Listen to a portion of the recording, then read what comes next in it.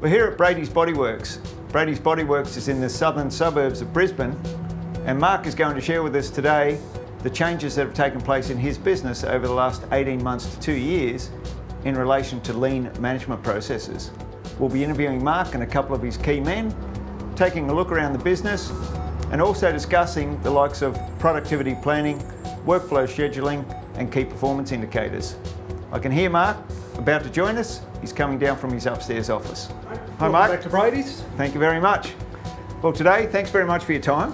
I'm really looking forward to this because you've been through a lot over the last couple of years. Quite a few changes. Quite a few changes, and we've also had your accident thrown into the middle of it. Even in the time that you were off and I managed to come up and spend a few days working with your team, I got a great kick out of that, working with the guys on the shop floor and working with my own planning system. And it was a pretty busy period too. And it was a busy period. I remember going home each night and I was absolutely worn out. But that's what I love in the industry as well. You head down, you get into it, you get the job done. And I learn a lot from your team as well because I really love the culture that they brought to work each day. And for me, that is what we can talk about. Lean, we can talk about waste, we can talk about profit, we can talk about jobs. But unless you've got the right mix of people in your business, and those people actually want to get out of bed and come to work for you each day, none of that really means anything. You've got that here, and I congratulate you on that, and thanks again for having us today. No worries, thank you.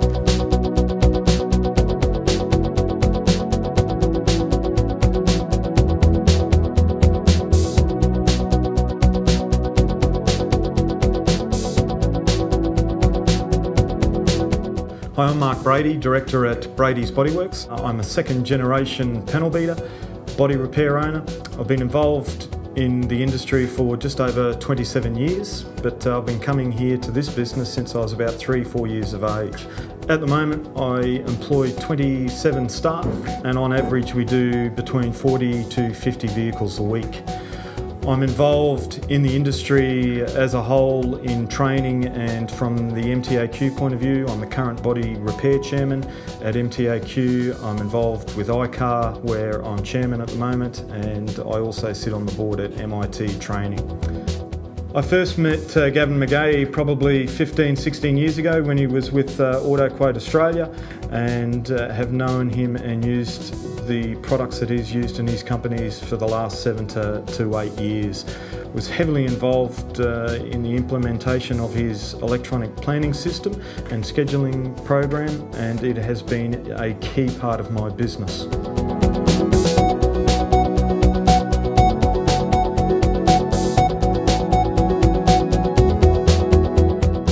I think the market changed probably 18 months ago for us.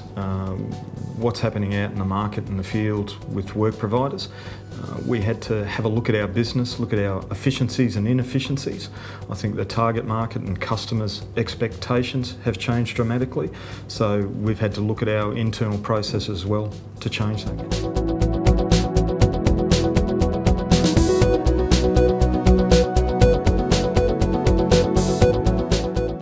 I'd heard about the lean process and knew it was a process that was developed by Toyota just after the war. I knew it was implemented into their factories and it improved efficiency. So looking at our body shop, anything to do with improvement of efficiencies, I thought was a good concept. I knew little more than lean was very much process driven.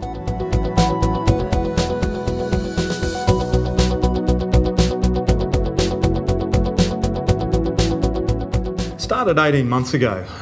Looking at our figures, we were looking at room for improvement. I guess our efficiencies in our business means profit. So we were approached by DuPont, now Axalta, and with the concept of 5S, which is the start of lean, and engaged the staff at that stage.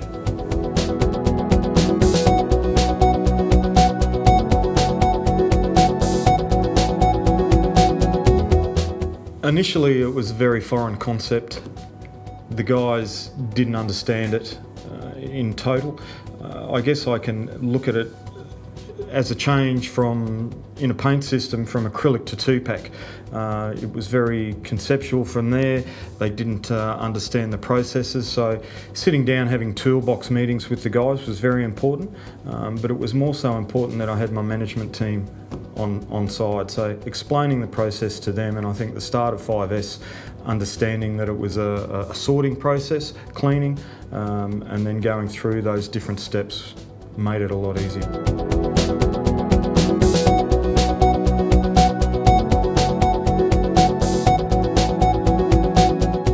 To start with, some of the staff, it was very foreign.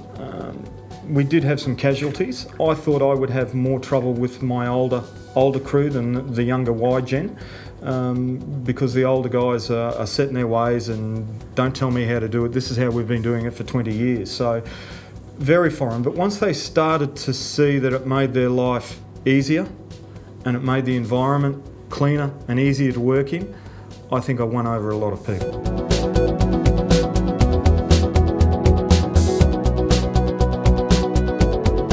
Very frustrating. I think any change implementing into a shop environment is big, whether it's technology or paint systems. I think it's very frustrating, but it's only as good as the people that you've got behind you and the key people that drive it. So it was really important for me that I had those guys have ownership in the processes, and my management team be the drivers of it. So if I didn't win them over, it's a waste of time.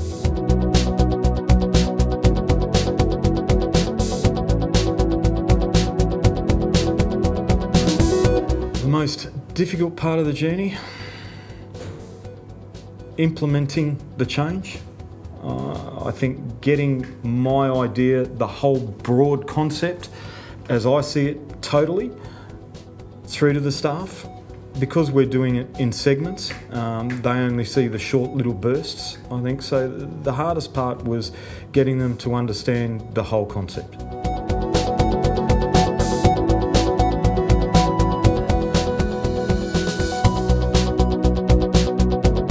Oh, the environment. The environment here to what it was 18 months ago, 2 years, 5 years. I've known you a long time. You've seen the shop here over that period of time. The environment to walk in today, I'm not ashamed to walk into the shop. I'm not ashamed to bring staff, people, outside customers, work providers into the shop. It's a cleaner environment for the staff. It's a cleaner environment for me and for the customers.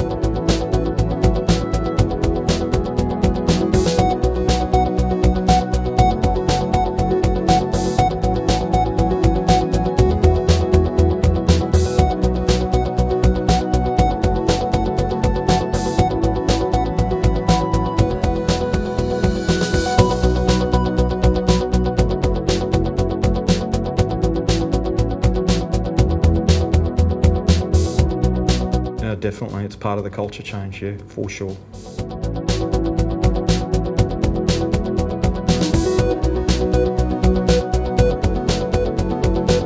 I don't think you can put a figure on that, but I think you said it just before, happy life, happy workspace, more productive. They walk in here, they can find tools quicker, it's a cleaner environment, they're happier, yeah.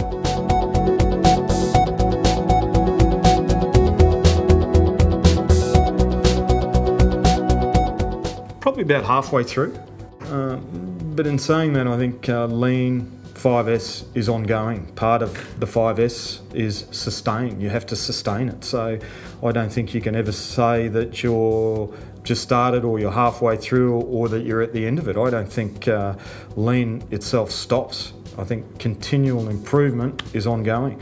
We may find a process that has to change due to technology or the way that we repair a car.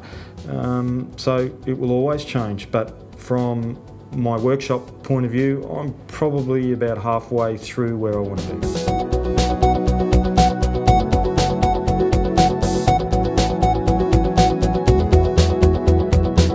I think the whole plan originally was to involve staff, let them have ownership. So when we first started, we had to look at what we were doing overall, and we had to set up work standards in each department. So we set up with the staff a work standard in the panel shop, in the paint shop and the detailing bay.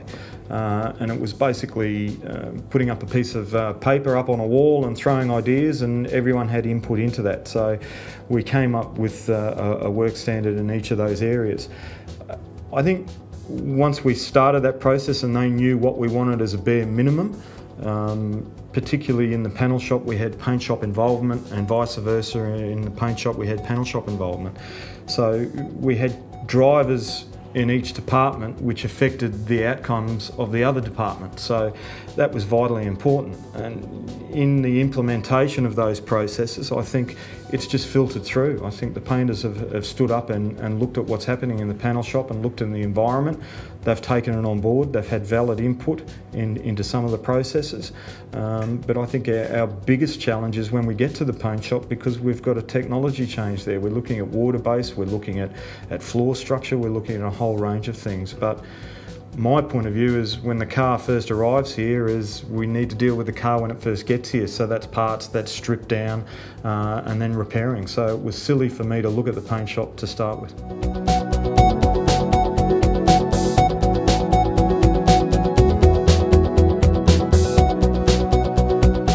Oh, definitely.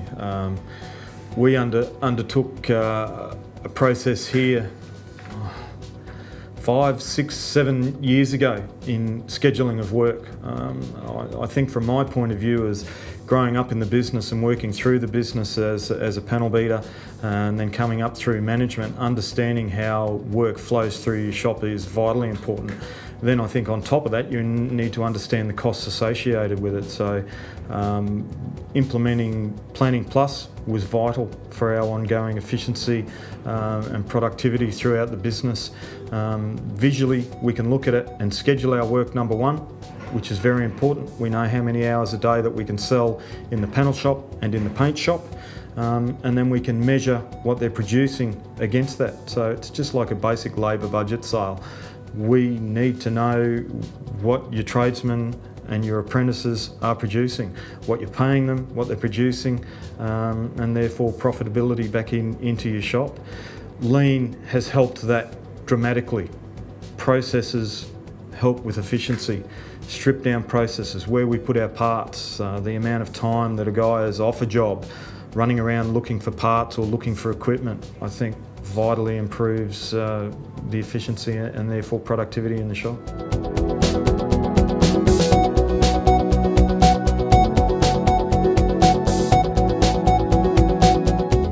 Oh, they love it. They love it. From the minute we first implemented, even when it was in ticketing form, it was easy. But having the electronic planner being a visual thing is great. They can physically walk up to the screen and see what their next job is. They can see what their next 3, 4 jobs are. They can see the next week. So for their point of view, it's easier to see what's coming up.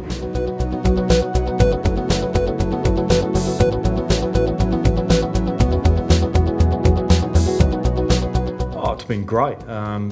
The production manager in the old days was just the foreman. He would just walk around and make sure jobs were being completed.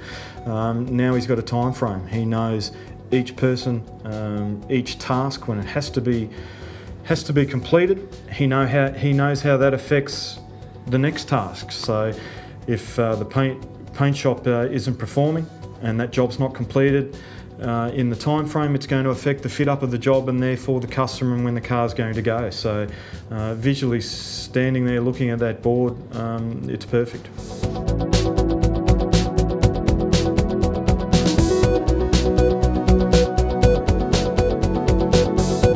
Production manager on a Monday prints out a week to date form and also a month to date. So the guys know how they performed last week and know how they're performing live month to date, so to speak. So that graph is very, very easy. It's not in dollars, it's just percentage based, and it's in a bar graph form so they can see what they have to achieve and what they have achieved. I think that's important for staff. They need to know if they are achieving outcomes, and it also enables us to give our tradespeople pats on the back when they deserve it.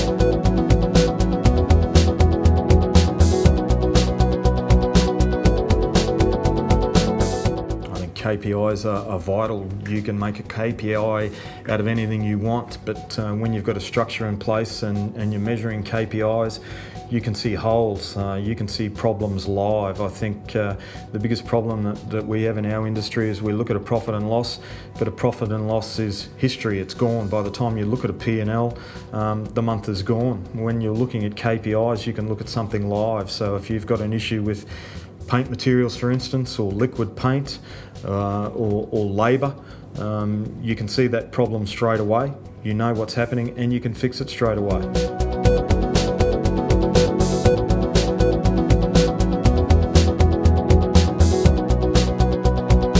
More importantly, I probably look at my KPIs daily.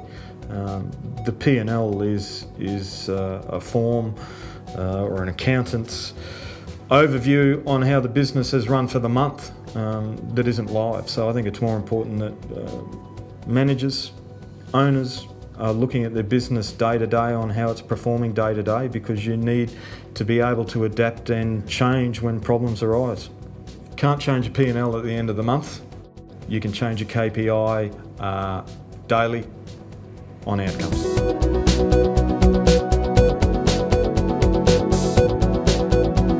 I look at my splits daily. I think it's important. We look at our target markets. We do reports weekly. We have 2 production meetings a day. You need to know where your work's coming from or where you can capture your work from. You need to look at what's most productive, what's most cost effective to do. I have a rule here that I don't do a certain percentage more of one work provider than another. I don't like all of my eggs in one basket. It also shows up holes. If you need to fill those holes, you need to get off your bum, get out there and source work. But if you don't know what's productive and where your target market is, you're running around like a chook with your head cut off.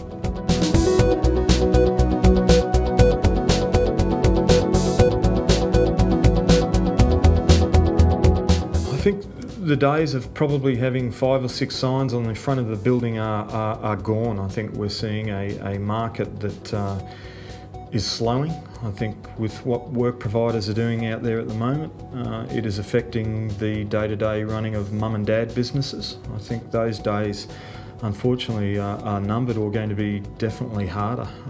I think the conglomerates and the group providers are really going to take a large portion of the pie, so you really need to look at what you're doing. My splits have changed over the years dramatically, but I always maintain and look after those probably 4 or 5 top work providers. But in saying that, a work provider could turn around next year and change the way that they do work. So how you look at those targets and how you implement that, I think you've just got to have a system of monitoring what's profitable and what's good for your business. We all make decisions daily on who the best people to work for, whether that's right or wrong. It's a decision that you make, but you've got to monitor it and measure it.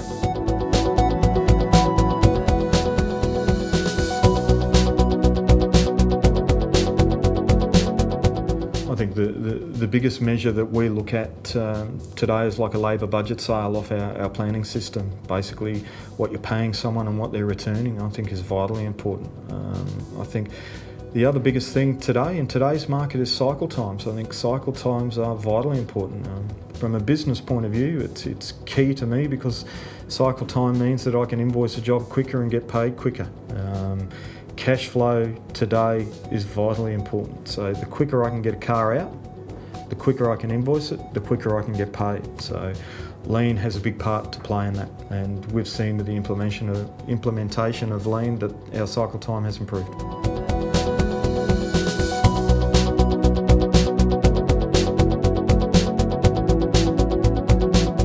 We do on average between 40 to 50 cars a week. Obviously within the last month work has slowed, but that's, I think, climate changes, it's cyclical, it'll change again. But our target with the employees that we have is 40 to 50 cars a week.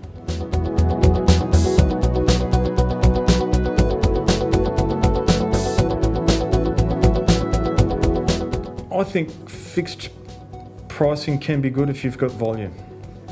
And depending on the mix of work that you're doing, if you're doing mums and dads' cars, you're doing your Holdens, your Toyotas and your Fords, I think it can work, but you've got to have volume to do it.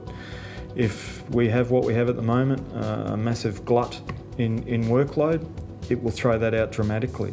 Then again, if it turns around and it hails, and then all of a sudden you've got an influx of major work, it will blow fixed pricing out. So repairers need to be very much on the ball when going into and making those decisions. On fixed prices, you need to be able to measure your shop dramatically and know what your average cost of repair is, and with KPIs, if that's going to change, how it's going to change that fixed pricing. In one way, I think it's a good thing and it can work. You need volume, but do you want to put all your eggs in one basket? So for the industry, is that a good thing? Possibly not a great thing. I think as repairers, what we want to do is look after a customer and give service. How can you put a figure on service? We can't. What we do service-wise for the customer, you can't put a figure on. So how do you implement that into a fixed price scheme?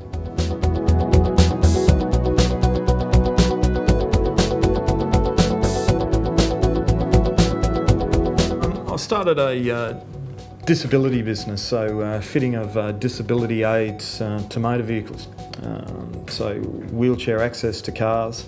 We've only started on a very small scale. It started with fitting of child seats and restraints, and is leading into bigger work with fitting of wheelchairs and wheelchair access and mobility aids within cars. I guess that started, again, I probably looked at it 18 months to 2 years ago. Here at Brady's, we've always had an association with Red Cross or with disabled kids or people with disabilities here. I've always employed someone in the business here. So for me, it was an easy step into that role. Helping of people, there's not a great market for it. And I think helping anyone with disabilities is a great thing. From the panel side of it, it's not a major change with fitting of those. There is some huge licensing arrangements there and a lot of training involved. So I guess with the accident that I had earlier in the year, it put more of an emphasis on it too. Even though I wasn't in a wheelchair full time, only for a short period of time, it opened my eyes a little bit on how people with disabilities actually get around, and that's not easy. I'm speaking with the manager of Brady's Bodyworks, Serge. Serge has been with Mark for 25 years, and yes, he stuck it out, and take a look at him. Not much grey hair up there. But Serge, over the last 2 years, say 18 months to 2 years, you've been working with Mark on this transformational change into the business. One of the key areas that you've focused on with him is the parts. As we know, parts make up 50% of a job. So if we're out of control in our parts, we're probably pretty much out of control in most other areas of the business. Yep. Behind us here, we've got a new system that they've implemented that handles our small parts for the jobs. Serge, could you share with us how that evolved and what changes it's brought to the management of your small parts?